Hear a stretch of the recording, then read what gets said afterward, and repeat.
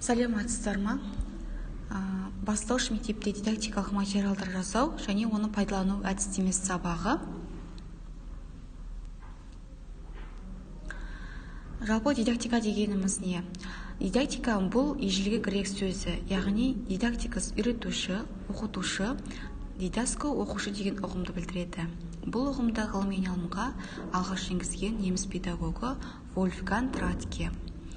Дидактика білім беру мен оқытудың теориялық және әдістемелік негіздерін зерттейтін педагогия ғылымының саласы. Дидактика барлық педагог үшін өте маңызды. Өйткені біздің өмірімізде кез келген педагогиялық дидактика ғылымы мен теориялық білім негізінде жүзеге асырылады. Яғни дидактиканы біз педагогтардың көмекші құралы ретінде көруімізге болады. Дидактика педагогиканың жалпы категорияларын пайдаланады. Сонымен қатар дидактиканың негізгі категориялары білім беру, оқыту, сабақ беру, оқыту принциптері, оқыту процесі және оның компоненттері, міндеттері, мазмұны, формалары, әдістері, құралдары, оқытудың нәтижесі. Бұлар бір-бірімен өзара байланысты болады және ғылыми дидактикалық жүйенің бір бөлігі ретінде қарастырылады.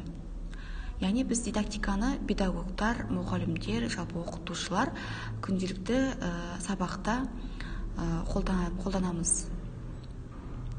Ал енді дидактикалық материал дегеніміз не? Дидактикалық материал сыныпта немесе үйде өздігінен жұмыс істеу үшін оқушыларға таратылатын немесе бүкіл сынып алдында мұғалімнің көрсететін көрнекі оқу құралының ерекше үлгісі. Көп жағдайда карталар, кестелер, мәтіндері, цифрлары және суреттері бар карточкалар, реактивті өсімдіктер, жануарлар және тағы басқалар. Дидактикалық материалдар үлестірілген материалдар. Әр баланың қабілетіне қарай өткен тақырыпты үлгере алмайтын оқушыларға қосымша үлестірілген материалдар, аралас сабақ материалы, үй тапсырмалары, ұзартылған күн тобының тапсырмалары, бақылау жұмыстары, сыныптар бойынша тест тапсырмалары, тақырыптық 90-дық, жарты жылдық, жылдық дидактикалық ойындар болып бөлінеді. Яғни дидактикалық материалдарды біз күнделікті сабақта қолданамыз. Яғни біздер оқушыға, жалпы студенттерге осы жаңа тақырыпты түсіндіруде көрнекілік құрал ретінде пайдаланады екенбіз. Мысалы, көрнекілік құралға біздерге не жатады? Яғни әртүрлі суреттері бар, мәтіндері бар, кестелері бар, яғни көрнекілік жатады. Және тағы да көрнекіліктерге видеолар, слайдтар, презентациялар, яғни біздер оқушыларға жаңа тақырыпты түсінуде және кішкене ол тақырып тағы да жетік түсіну үшін де біздер осы дидактикалық материалдар қолданады екенбіз. Және тағы да дидактикалық материалды біздер оқушыларға өткен тақырыпты пысықтау мақсатында да тапсырма беру арқылы біздер осы дидактикалық материалды қолданады екенбіз.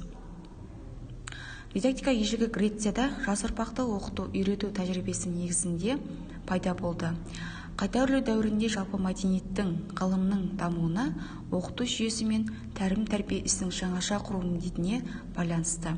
Педагогия ғылымының негізгі саласы болып қалыптасты. Алғашқы рет бұл сөзді Вольфганг Радке шығармаларында қолданып оқыту өнері мәнін аңдатқан. Ал Каменский дидактиканы баршаны барлық нәрсе үйретудің әмбебап өнері деп түсіндірген. Яғни жаңа айтып кеткеніміздей, біз оны жаңа тақырыпты түсіндіруде, өткен тақырыпты пысықтауда және оқушының ой қабілетін, жалпы баланың шығармашылығын дамытуда осы дидактикалық құралдарды біздер пайдаланады екенбіз. 19 ғасырдың басында неміс педагогы Герберт дидактиканы тәрбиелеп оқытудың өз алдына тұтас және қайшылықсыз теориясы ретінде таныған. Дидактиканы терминің 17 ғасырда чех ғалымы Каменский өзінің ұлы дидактика деген зерттеуінде пайдаланған. Ол білім берудің мазмұны, дидактикалық принциптер мен көрнекілікті дәйелдікті және табиғатпен сәйкес келуді негіздеп сабақ өткізу жүйесінің ұйымдастыруды ғылыми тұрғыдан тұжырымдап берді.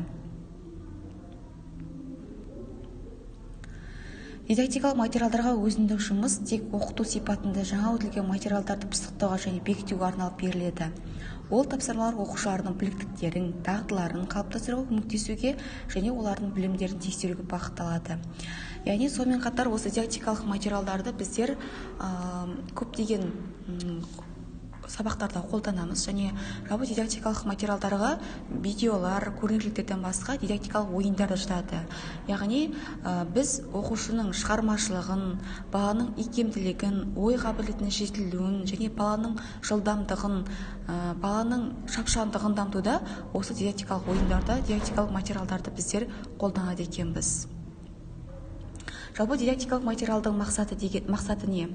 Оқушыларды дидактикалық материал арқылы жеке тұлға ретінде дамытуға көмектесу, дидактикалық материал ойын арқылы балалардың жан дүниесін тану, оны сыртқа шығару жолдарын меңгерту, әр баламен жеке жұмыс жасауға мүмкіндік беру, бірлікке, достыққа, шапшаңдыққа тәрбиелеу. Яғни біздер дидактикалық әртүрлі тапсырма беру арқылы баланың бойынан осы қабілеттерді жетілдіруімізге болады екен. Ал дидактикалық материалдың міндеттеріне не жатады?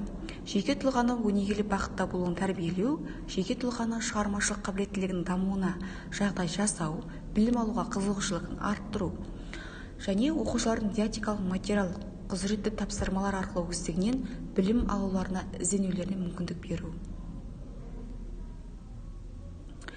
Жалпы дидактикалық материалды бастау сынып оқушыларына өте тиімді қолдануға болады.